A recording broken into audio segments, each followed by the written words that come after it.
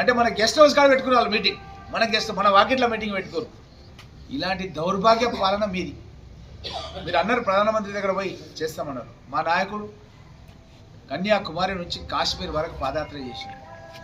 మన దేశంలో ఉన్న విభిన్నమైనటువంటి మనస్తత్వమైనటువంటి కులాలు మతాలు ఎన్నో ఉన్నప్పుడు కూడా అందరినీ ఐకమత్యంగా తీసుకెళ్తూ అన్ని సమస్యలను కూడా తీసుకెళ్లి పార్లమెంట్లో పోరాటం చేయాలని, ప్రజల పక్షం వహించాలని రాహుల్ గాంధీ గారు పెద్ద ఎత్తున కార్యక్రమాలు తీసుకున్నారు.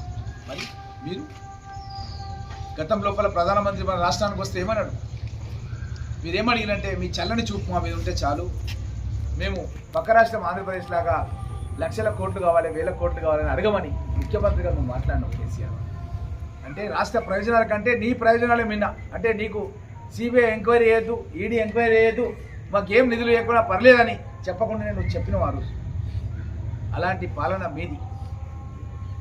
వాళ్ళతో కుమ్ముక్కపై మొన్న జరిగినటువంటి ఎన్నికల్లో కూడా మీరు కలిసి పనిచేసారు. బీజేపీకి బీఆర్ఎస్ శ్రేణులు కలిసి పనిచేసారు. చాలా ఊర్లలో నేను పోయినా, 3 టెంట్లు ఉంటాయి ఎక్కడైనా సరే ఎలక్షన్స్ లోపల. కాంగ్రెస్, బీఆర్ఎస్, బీజేపీ 2 టెంట్లు ఉన్నాయి. 3వ టెంట్ లేదు. బీఆర్ఎస్ వాళ్ళు అందరూ పోయి బీజేపీ టెంట్లో పోయి కూర్చున్నారు. మొత్తం గోల్ చెట్లు రాస్తున్నారు, అన్ని రాస్తున్నారు. ఇది ఎక్కడ విచిత్రం?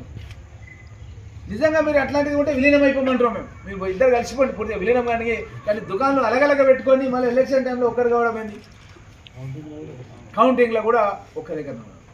ఇలాంటి దౌర్భాగ్య పనులు మీరు చేస్తున్నారు. మా ప్రాంతాన్ని మీరు ఏం చేయలేదు. మా ప్రజలెవరు కూడా మిమ్మల్ని నమ్మరు. మా ప్రాంతంలో ఉన్న నిరుద్యోగ యువకుల పొట్టగొట్టడానికి చూసారు మీరు.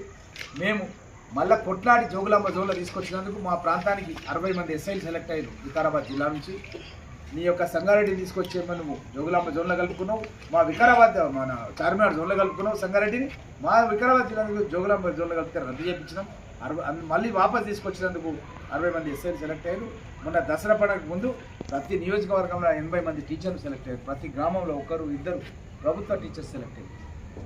కాబట్టి నువ్వు చేసింది ఏం లేదు. నువ్వు దళితుని ముఖ్యమంత్రి చేయకపోతే, దళితులకు 3 ఎకరాల భూమి ఇవ్వకపోతే, మైనార్టీ సోదరులకు 12% రిజర్వేషన్ ఇస్తావంటివి. తమిళనాడు షెకల్ అని చెప్పావు.